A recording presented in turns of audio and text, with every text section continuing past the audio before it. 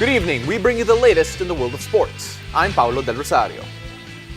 And we give you the conversations you want to hear from your favorite icons and athletes. I'm Jet Manuel. And in tonight's game plan, we'll break down the must-watch players of the Philippine women's football team as the Malditas face Hong Kong in the Asian Cup qualifiers. Let's get to know what we can expect from Gilas Pilipinas' women's strong NU core from UAAP Season 82 Finals MVP Monique Del Carmen. And our very own Gretchen Ho will take us inside the game of the 2021 US Open Pool champion Carlo Biado. Let's find out how the Pinoy Billiards champion draws inspiration from his family and his idol, Efren Bata Reyes. Buckle up, sports fans. Let's get in the game. The Malditas are on the brink of qualifying for the 2022 AFC Asian Cup with Hong Kong as the remaining team standing in their way.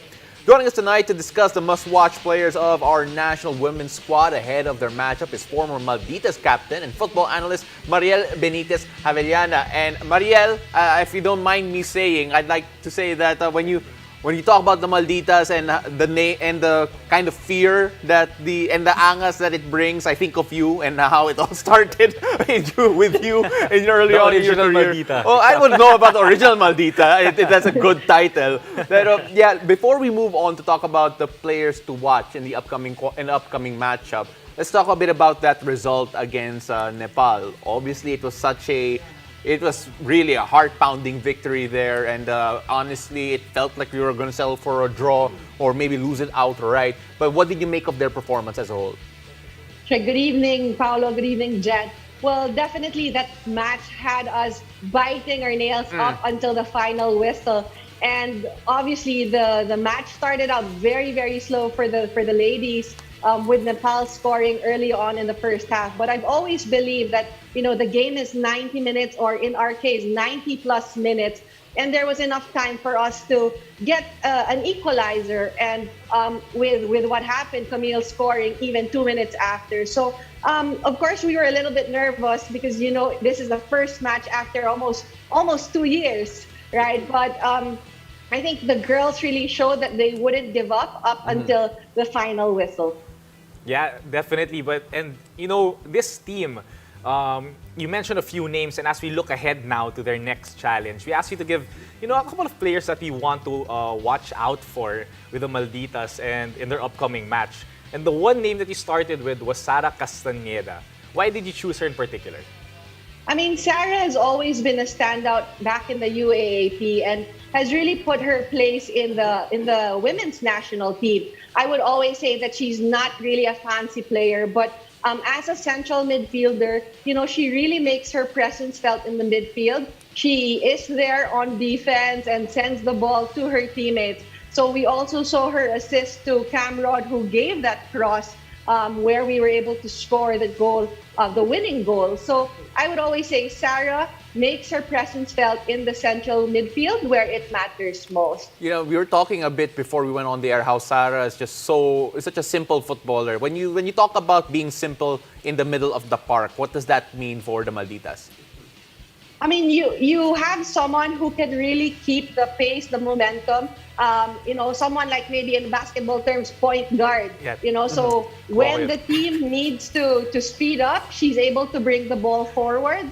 And when the team needs to calm down, she's able to settle in the team and feed those short passes, whether forward or back to the defense to help the build up. Mariel, I don't know if you caught that, pero sabi ni Jet, nakuha na daw niya yun eh. Kuha ko na. Basketball references, we talked about this before the show, kuha ko na. And I know now how crucial she will be for the Malditas going up in their matchup against Hong Kong. But, it chose another player naman, Camille Wilson. She's a midfielder, last played for the Philippines 2016. Why did you choose her as the second player that we should watch out for? Well, si Camille, I actually reached her. We played together back then, and she has speed. She's a player. I think I was speaking to their manager Bele Fernando, and she's been coming off an injury. So she came off late into the game, but she was definitely a game changer. When she has the ball, she has that ability to make those long passes, just like Sarah. But she also has that long range shot. No, sabi nga natin na when Camille gets the ball, she's able to distribute. Oh, similar to Sarah, but she's more of an attacking player. So when we saw her, very simple. If you saw the game from the cross, she was just coming from behind. Ganda nung timing niya. Simple, napasok niya, or she was able to put the ball in. So I think, back in the day, I saw her very fit. So now I think she came in as a substitute, but definitely as a game changer. So I would think if she is healing well with her injury, she could actually start for the Hong Kong match. You talked about her arriving late and being able to pick out that last ball for that goal. Do you think, is that an attribute of hers in general, that she comes in late, she's able to really be in the right place at the right time kasi yung anticipation niya nandun talaga? Yes, she's the type of player na pwedeng mag-start, pwede siyang starting 11, Yeah. and pwede din talaga siyang game changer. So I think, if I'm not mistaken, this is her third goal for the Philippines. So sanay siya in big matches, and Yeah. I think it's really more of coming off an injury. That's why she was chosen to come in as a substitute. And the last player that you picked, Chandler McDaniel, assisted, I think, the two goals that we scored. It's our first time here for the Philippine team. And why do you think we should watch out for her naman going up against Hong Kong now? I feel so old just talking about Chandler because I met her back in 2012 when she was really, really young. And I know she's been wanting to play for the national team back in 2016, but really the timing for her to be able to join the team now, I think she's matured as a player. She's grown so much, so she's huge. Definitely an advantage as a forward. You have that height, she has that speed. So you want someone on top who can actually hold the ball, wait for everyone to attack with you, or you can also have her as someone from the flanks who can serve those passes to the other teammates. So with her speed, with her height, and her ability to dribble, kaya niya i-draw yung mga opponents, leaving her teammates open for the pass. A lot of our opponents have considered her as the primary goal threat because she's up there, because she has the size and she attracts so much attention. Looking at this team, is she actually the biggest goal threat in terms of either producing it or scoring it herself? Actually, Paulo, with this team, I'm happy to say that there's a lot of potential goal scorers. So it's a matter of just having that space for them. It can be from Alicia Del Campo to Chandler, Dave McDaniel. You also have Tane and Anis who scored the first goal. So maraming options for this team. So I think it's really just a matter of seeing them grow together. They've only been in camp for 2 months, maybe less than 2 months in the United States. Some of the girls also just joined them for the competition. So I think they are still working on how to be able to gel together. But definitely, I could say Chandler McDaniel would be one of the threats to score the goals for the Philippines. Ariel, it's always a pleasure having you on here, and thank you very much for helping Jet here understand a bit more about football. And everyone, of course. Oh, but he's my barometer. Oh, he's my barometer. Thank you, Mariel. Of course. Thanks for having me. All right, we also wish the best of luck to the Philippine Malditas facing Hong Kong this Friday on September 24. And after the break, let's get to know what we can expect from Gilas Pilipinas Women's Strong NU Core from UAP Season 82 Finals MVP, none other than Monique Del Carmen. Stay tuned, everybody. You're watching the game.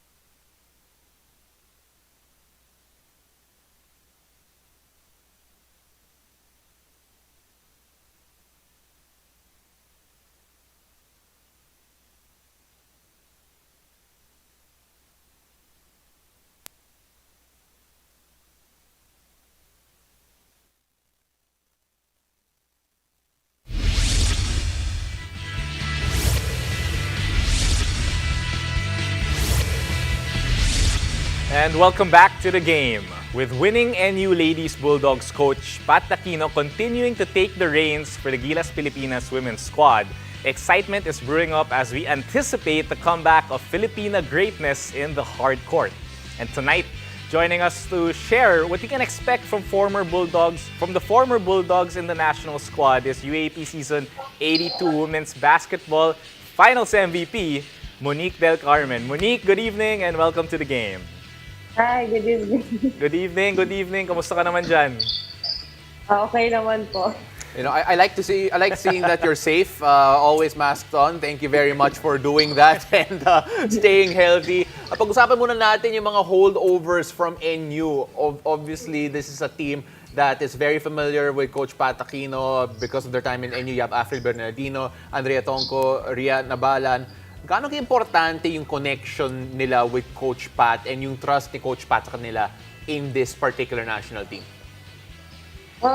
Siguro, malaking part talaga kasi bisado na nila yung sistema ni Coach Pat. So, kahit isang kindat lang ni Coach Pat, alam na nila yung gagawin. So, ganun ka-importante, lalo na pag mga crucial na yung game. Isang lang ni Coach Pat, parang they can lead the whole squad. Yeah, like that. Importante talaga, no, ang mga, vets, mga veteran, importante talaga sila sa team and, pag familiar ka na sa coach and sa system, yun yung talaga nag-guide sa mga ibang player. And, pag-usapan natin, let's talk about the system of Coach Pat. Para sa iyo, bakit sobrang unique to? You played for him for how many years? You won Finals MVP. Bakit unique siya or bakit sobrang effective yung system niya na lagi siyang nananalo or lagi nananalo yung NU? Siguro it's very simple lang kasi. Parang simple basketball lang kasi yung ginagawa niya. No more kumbaga sa player, no more fancy works na yung ginagawa niya. And then, parang nakikipag-bond talaga siya dun sa player niya. Which is, mas gusto namin kasi mas naiintindihan namin yung gusto niya ipagawa sa amin. Siguro yun yung, for me, unique sa kanya. Well, na-mention mo na simple lang yung sistema ni Coach Pat and does that make it easier for newer players to learn? Kasi may mga bago rin sa team na to eh. Yes. Kaya nasabi ko din yun kasi yun nga, super easy lang talaga as in. Kailangan ma-open ka lang. After mo ma-open, you can take your shot na. Yun lang naman yung gusto. As in, simple basketball. And then, more on teamwork lang talaga yung kailangan. Need mo lang talaga gumalaw para makakuha ka ng open shot. Ayun. Ganun lang kadali talaga. Pwede si Jet dyan, pero yung problema, pagdating ng bola kay Jet, wala, hindi nagagalaw. Titira na yan eh. Sasabihin ko nga, di ba, na yun nga yung pinakamasarap pakinggan eh. Pag open, sabihin ng coach mo, open ka, tumira ka, di ba? Yun talaga yung pinakamasarap eh. Pag-usapan. Pero yung mga... And more on passing talaga yung gusto niya. Parang, okay, hindi na bagay si Jet doon. Hindi. Ako yung talaga. Kailangan may shoot. Like one-on-one talaga. Alam namin dalawa yan, kailangan may shoot, di ba? Pero yun nga, yung mga bago, may mga bago tayong player na papasok dito from NU. You have, Kay and Pingol and Camille, Clarin.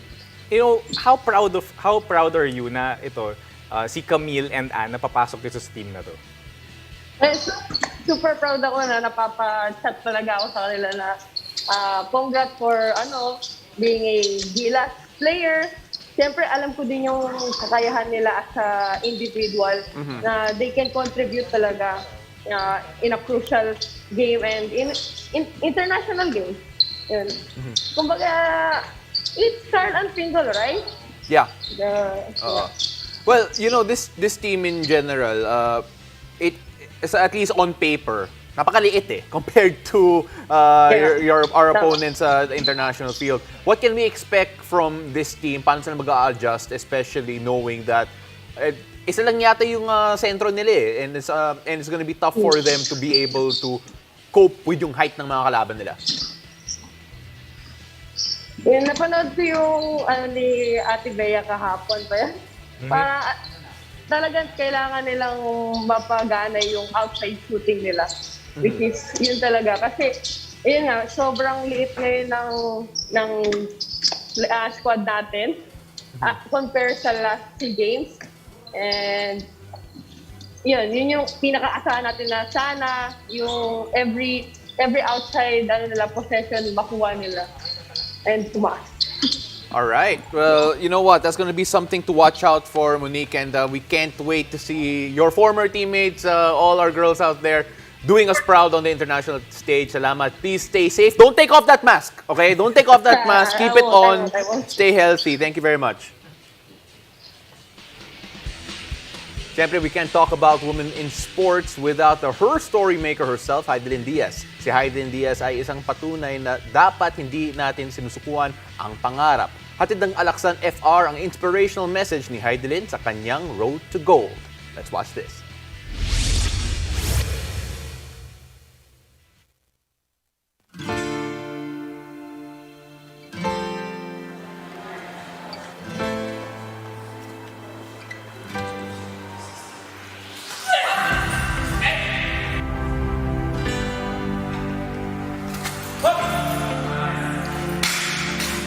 May mga times na ayoko na. May mga times na kine-question ko yung sarili ko, bakit nandito pa rin ako, lumalaban pa rin. Bumabalik ako sa why ng buhay ko. Bakit ako nandito? Dahil gusto ko. Dahil mahal ko yung weightlifting at mahal ko ang Pilipinas.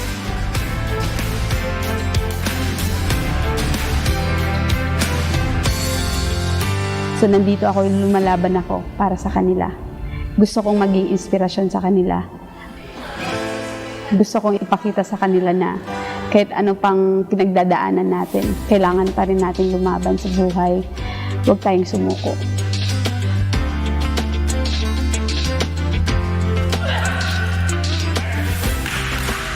Yung preparation ko towards Olympics, so far so good.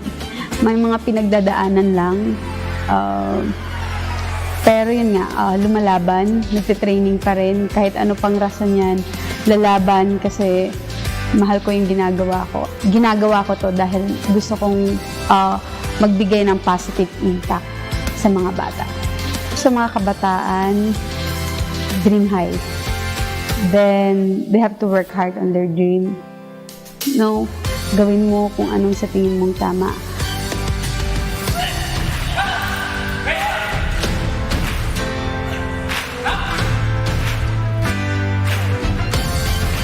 Kahit mahirap at masakit ang katawan, pero kaya kong lumaban.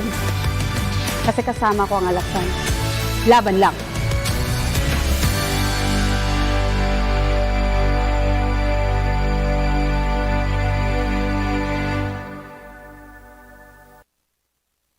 Alagang Unilab yan.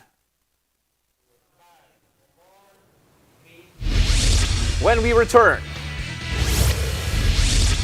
we'll go inside the game of 2021 US Open Pool champion Carlo Biado and find out how the Pinoy Billiards champion draws inspiration from his family and his idol, Efren Bata Reyes. Stay tuned. You're watching the game.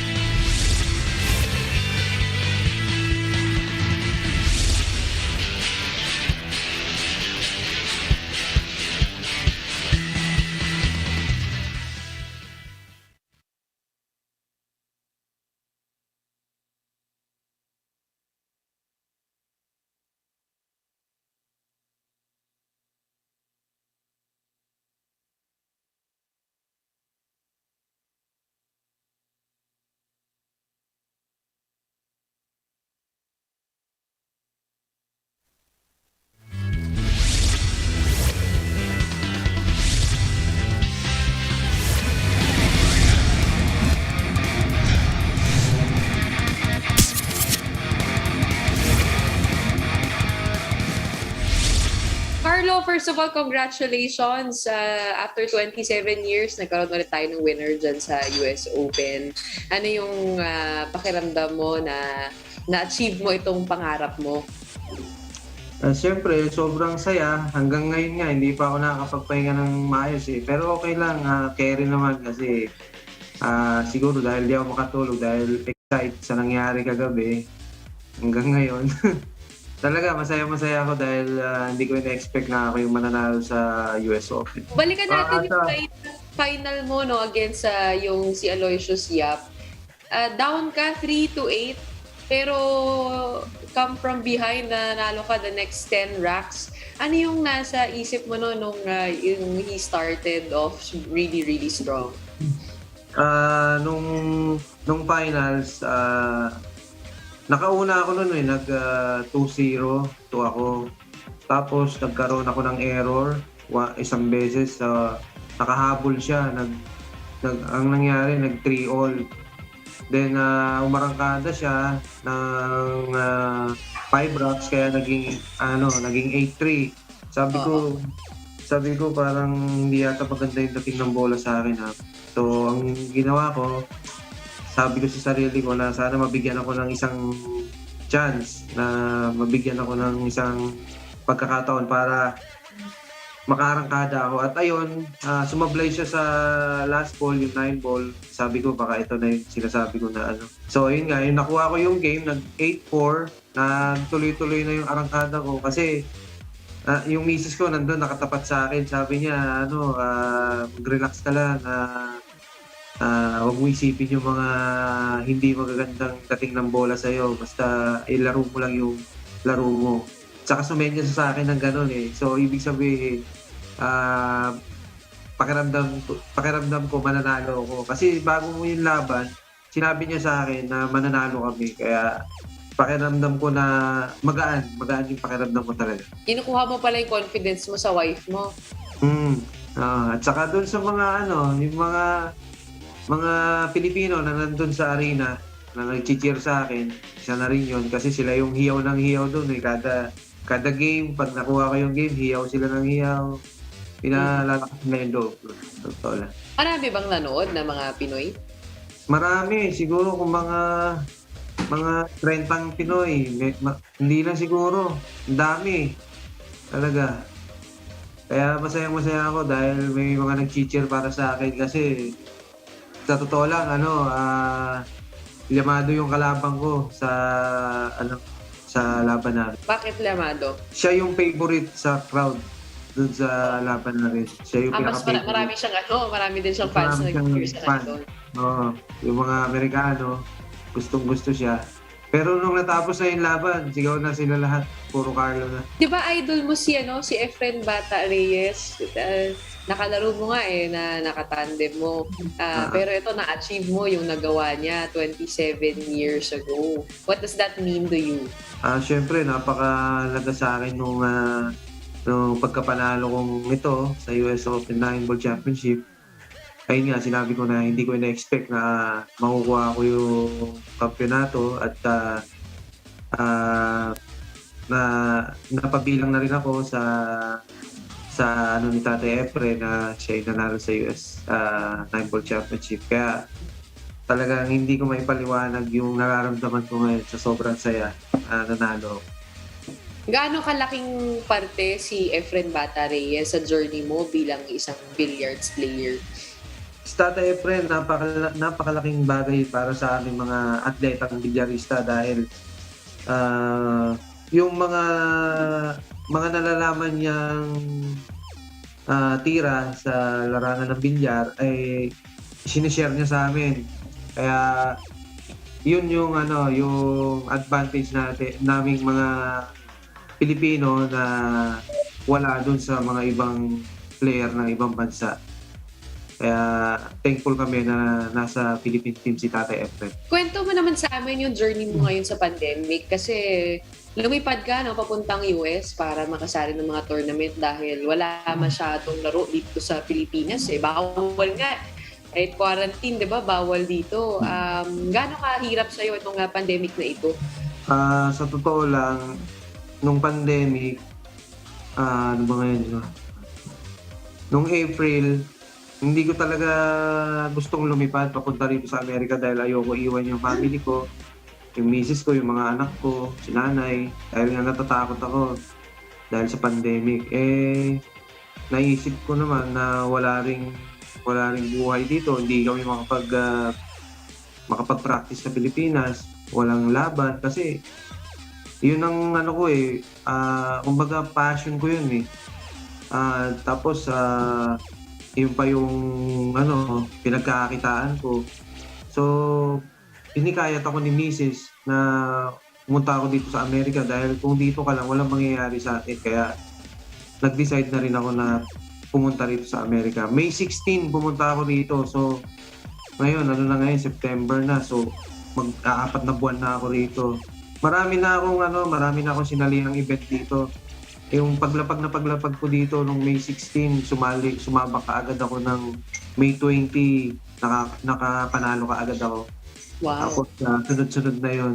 Siguro mga 2 event na local na napanalunan ko, tapos isang final na local, then open ng Predator Open, finalist ako.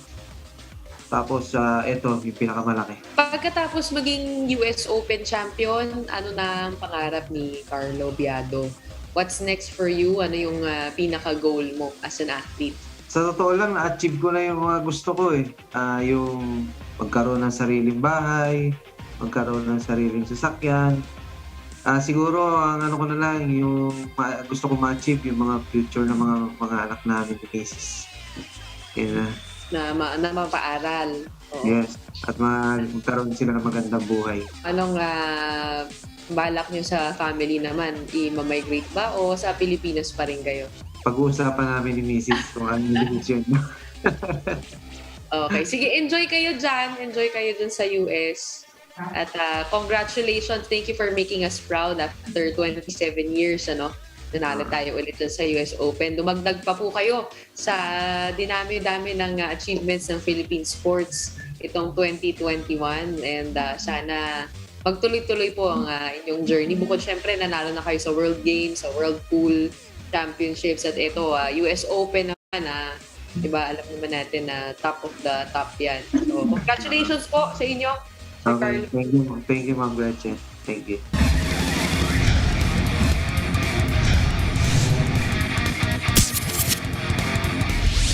That was our Gretchen Ho with Carlo Biado. Meanwhile, it's a fight with 3 Filipinos on 1 Revolution this coming September 24, 6:30 p.m. on One Sports and One Sports Plus. Catch Joshua Pasio as he faces Yosuke Saruta of Japan for the Strawweight World Championship in the co-main event.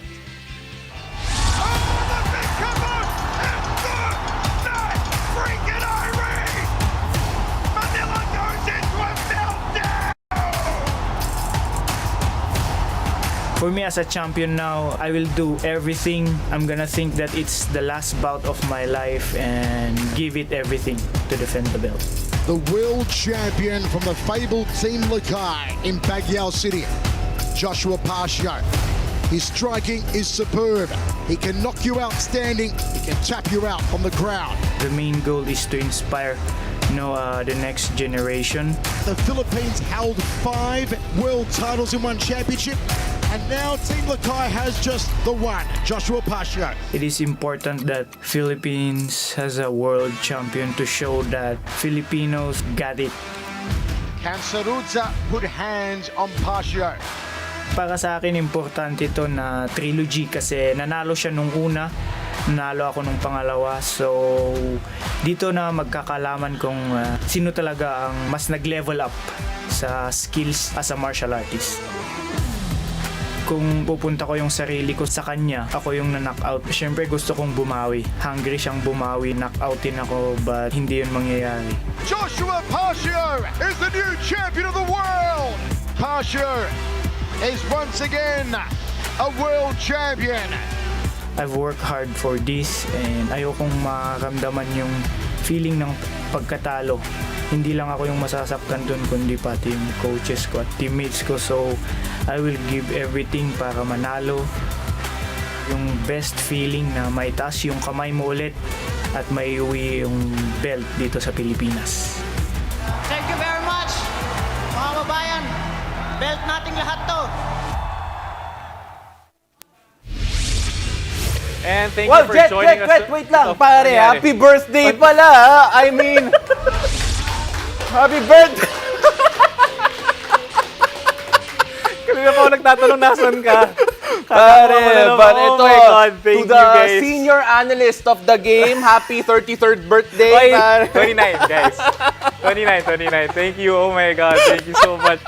Ito laging may trip to, guys. Thank you so much. Thank you. Okay, nako, Jet, mag-goodbye ka na, pare. Goodbye. Okay. Oo. So, We're thank running you. out of time. I'm gonna enjoy my cake. Thank you, everyone here. Thank you. And thank you for joining us tonight. My name is Jet Manuel. Catch us weeknights here on One News, One Sports, and One Sports Plus. I'm Paolo Del Rosario, and this has been The Game.